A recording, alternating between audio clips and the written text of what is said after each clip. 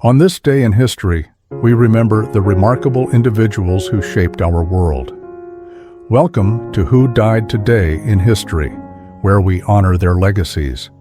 From artists to leaders, their impact lives on. If you find their stories meaningful, like, subscribe, and hit the bell to stay connected. Thank you to all our amazing channel members for your generous support. Robert Goulet, the charismatic baritone who defined an era of American musical theater and television, died on October 30th, 2007, at the age of 73. His death, caused by idiopathic pulmonary fibrosis, came after weeks of hospitalization and the hope of a lung transplant that never came in time. Goulet's passing was deeply symbolic of an era when live performance and vocal artistry still commanded reverence before digital media began to reshape entertainment. His death marked the end of an age where theatrical grandeur and commanding stage presence could transform a singer into a national icon. Goulet first rose to fame in 1960 with his Broadway debut as Lancelot in Camelot, opposite Richard Burton and Julie Andrews. His velvety voice and suave demeanor captivated audiences, making him an instant sensation across both stage and screen. In many ways, Goulet embodied the optimism and elegance of post-war America, an era that valued refinement, charm, and emotional expression in entertainment.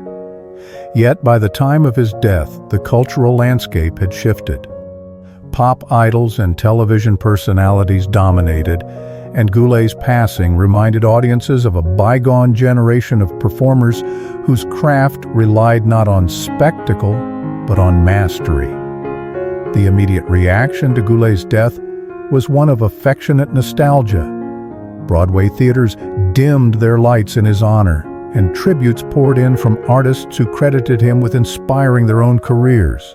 His death reignited appreciation for musical theater's golden era and for the artistry that once defined live performance. For many, Goulet's final illness and his stoic humor throughout it also revealed his grace under mortality, endearing him even further to fans who admired both his talent and humanity. In death, Robert Goulet's legacy only grew stronger. His smooth baritone, immortalized through recordings, film, and parodies that celebrated his distinctive persona, continues to resonate. His story reflects humanity's longing to preserve beauty and artistry beyond the limits of time and flesh. Through commemorations, reissues, and cultural references, Goulet remains a symbol of timeless performance, a reminder that while fame fades, the emotional truth conveyed through art endures. In remembering figures like him, we reveal not only our admiration for talent, but also our deep desire to make the ephemeral eternal.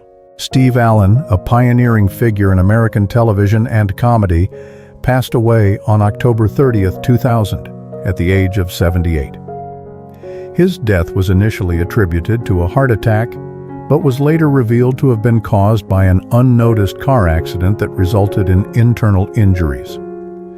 The quiet, almost ironic nature of his passing contrasted sharply with his energetic and witty public persona, a man whose mind thrived on sharp improvisation and constant engagement with life's absurdities. Allen's death came at a time when the entertainment landscape he helped shape was undergoing dramatic change. As the original host and creator of The Tonight Show in 1954, Allen laid the groundwork for an entirely new form of American media, the late-night talk show. His blend of humor, intellect, and spontaneity reflected the post-war optimism of the 1950s, a decade that celebrated innovation and showmanship. By the time of his death, the genre had evolved into a cornerstone of popular culture, carried on by successors like Johnny Carson, David Letterman, and Jay Leno. In this sense, Allen's passing symbolized the fading of television's golden age, when experimentation and intellect shared equal space with entertainment. The immediate response to his death was one of deep respect and nostalgia. Fellow entertainers praised him as both a genius and a gentleman, recognizing his influence on modern comedy and television. His absence was felt not just in Hollywood but also in the broader cultural dialogue he helped foster. Allen was as much a philosopher and writer as he was an entertainer. His passing reminded audiences of a time when television could challenge as well as amuse, when laughter and learning were not mutually exclusive. In reflecting on Steve Allen's legacy, we glimpse humanity's enduring struggle to balance intellect with entertainment, depth with accessibility. His death underscored the transient nature of fame, yet his ideas and innovations continue to shape how we engage with media. Through retrospectives, tributes, and the continued evolution of The Tonight Show, Allen remains immortalized as a symbol of curiosity, creativity, and humor. His life and death remind us that even in an ever-changing world of technology and distraction, wit and wisdom endure as timeless forms of human expression, and perhaps our most lasting monuments to memory. Al Molinaro, best known for his warm and lovable portrayals of Al Del Vecchio on Happy Days and Murray the Cop on The Odd Couple, passed away on October 30th, 2015, at the age of 96 from complications related to gallbladder infection. His death, peaceful and natural, marked the end of an era that celebrated the wholesome, family-oriented television comedies of the mid to late 20th century.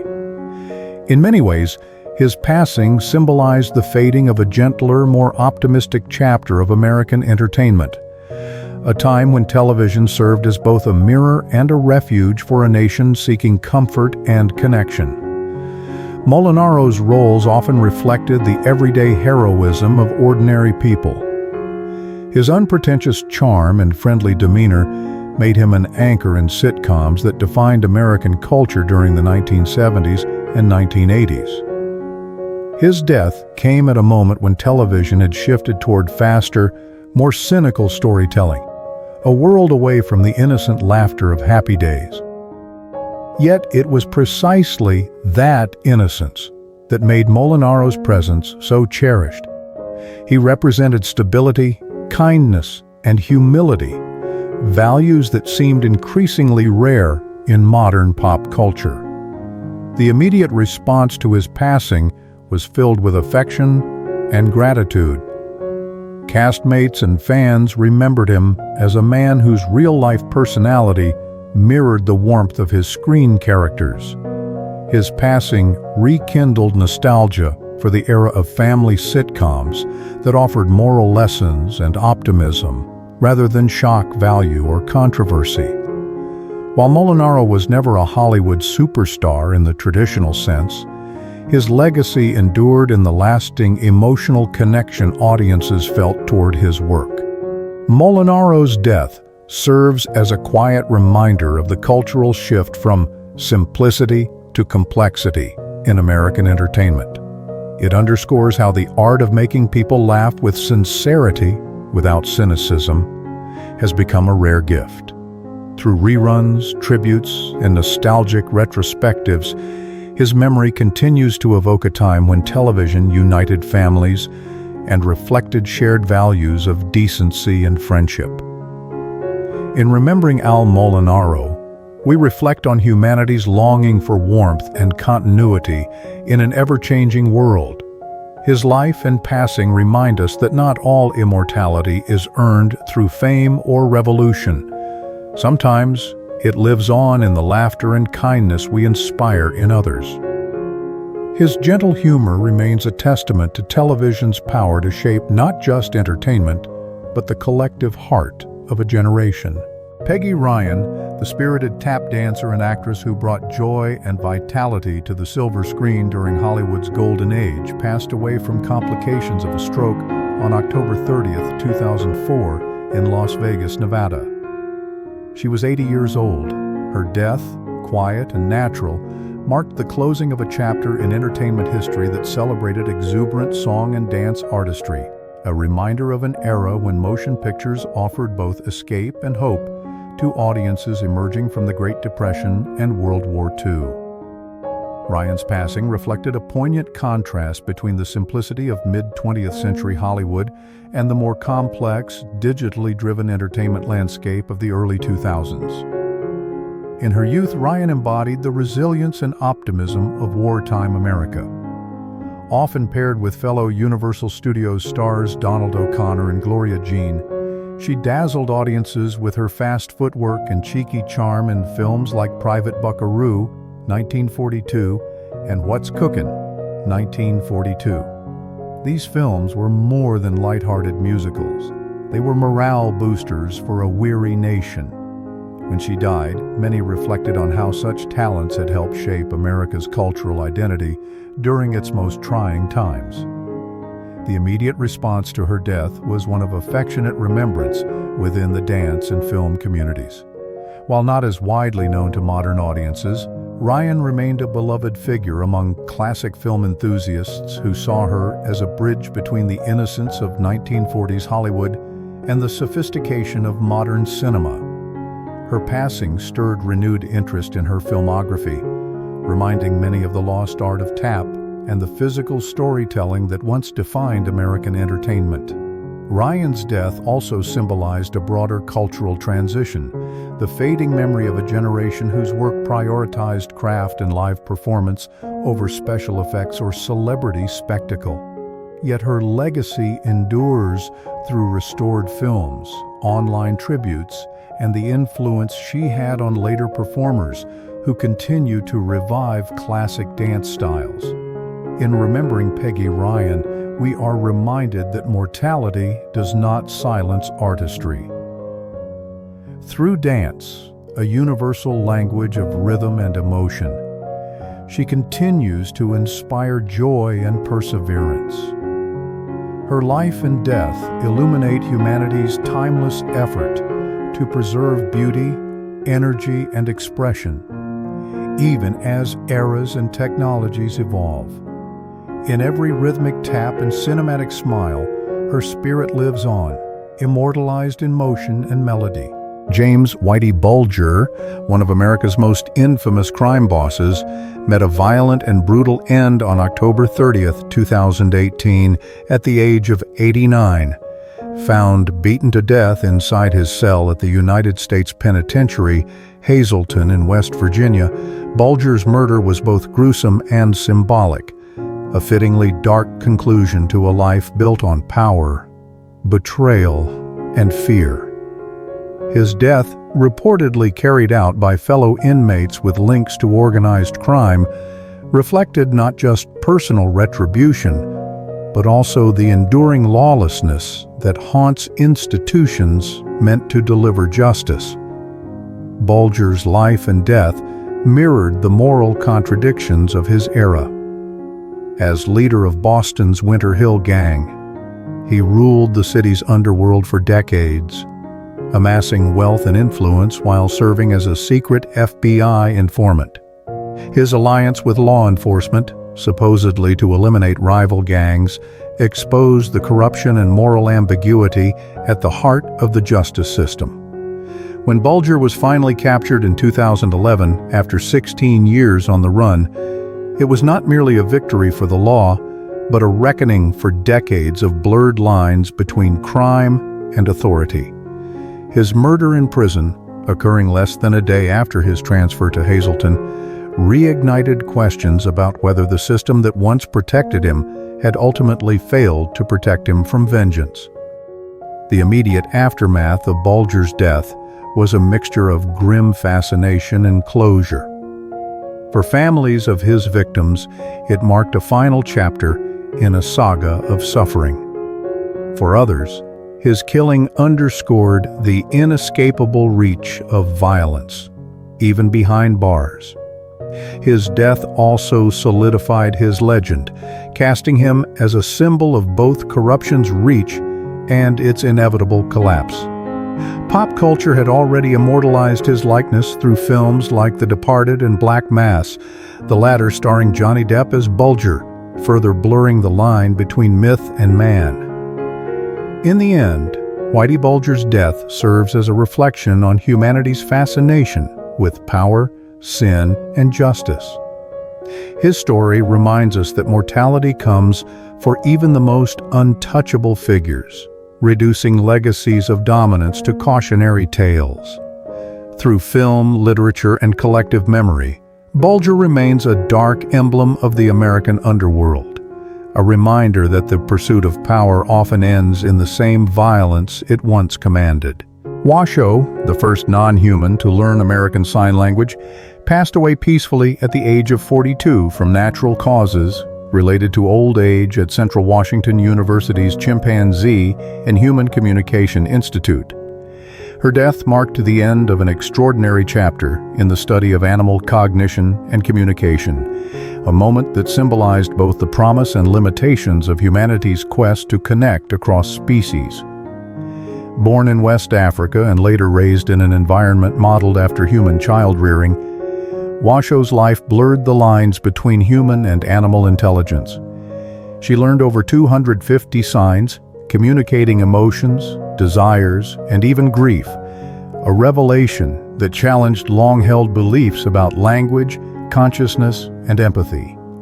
Her passing reflected not only the natural end of a remarkable life, but also the broader ethical and philosophical questions that defined her era.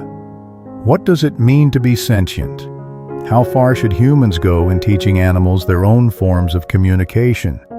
The immediate response to Washoe's death was one of reverence. Researchers, linguists, and animal rights advocates around the world mourned her as more than a scientific subject. She had become a symbol of interspecies understanding and emotional depth.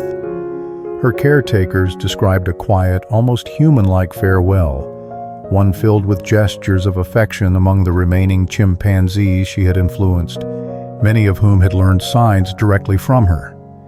This intimate moment of mourning further underscored the emotional resonance of her life's work.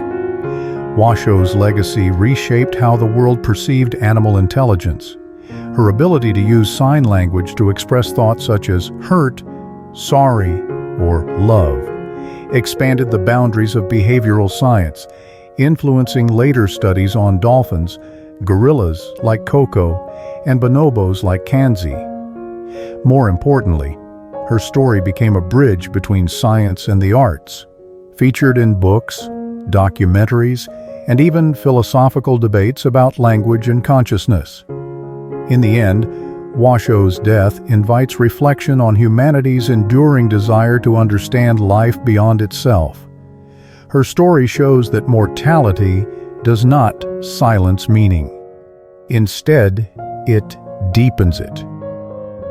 Through the memory of Washoe, we are reminded that empathy and communication, qualities once thought uniquely human, can transcend species, making her life and passing a profound meditation on connection, compassion, and the shared essence of being. Kirby Grant, best remembered for his role as the heroic pilot Sky King in the beloved 1950s television series of the same name, met a tragic and ironic end that mirrored the daring adventures that defined his on-screen persona. On October 30th, 1985, Grant was driving to Florida to attend the grand opening of the Space Shuttle Challenger exhibit at the Kennedy Space Center when he was killed in a car accident near Titusville. He was 73 years old. The crash occurred just miles from his destination, a cruel twist of fate for a man whose career had been defined by his association with flight and adventure. Grant's death by accident reflected a recurring tension in mid-20th century American life, the collision between progress and peril. The automobile, symbol of post-war freedom and modern mobility, was also an agent of sudden loss. That a television hero of the skies died on the ground, en route to celebrate human spaceflight, underscored the fragile boundary between aspiration and mortality. His death came during an era when television nostalgia was beginning to flourish, as Americans looked back fondly on the simpler, idealistic entertainment of the 1950s, making his passing feel like the symbolic end of that golden age. The immediate consequences of his death were marked by quiet remembrance rather than public spectacle. Though not a major Hollywood star by the 1980s, Grant held a cherished place in the hearts of fans who had grown up watching Sky King. His portrayal of the principled pilot, always rescuing the innocent and upholding justice, became a moral compass for post-war American youth. After his passing, tributes from colleagues and fans reflected gratitude for the wholesome heroism he embodied, a figure untainted by cynicism or scandal. Grant's legacy endures as part of television's early cultural DNA. Sky King reruns, fan conventions, and online tributes keep his memory alive, while his image as the brave yet humble pilot continues to symbolize the optimism of mid-century America. His death reminds us that even those who appear larger than life are bound by the same mortal limits. Yet through collective memory, through reruns, nostalgia, and storytelling, figures like Kirby Grant achieve a kind of immortality. His life and death together form a testament to the enduring human desire to rise above gravity, both literal and symbolic, in pursuit of heroism and hope. June Duprez, the elegant British actress known for her luminous performances in The Four Feathers and The Thief of Baghdad, lived a life shaped by both glamour and quiet resilience. Her death on October 30th, 1984 in London was attributed to natural causes after years of living in relative seclusion. Unlike the dramatic heroine she portrayed, Duprez's passing was serene, yet it reflected the bittersweet trajectory of many early film stars whose fame faded as Hollywood and the entertainment world evolved. Duprez's life and death mirrored the challenges faced by women in early cinema, who often struggled to maintain their careers amid the shifting tides of beauty standards and studio politics. After her breakout success in the late 1930s, she moved to the United States, where she initially struggled to find roles that matched her talents. The Second World War had fractured the British film industry, forcing many actors to reinvent themselves abroad, and Duprez was no exception.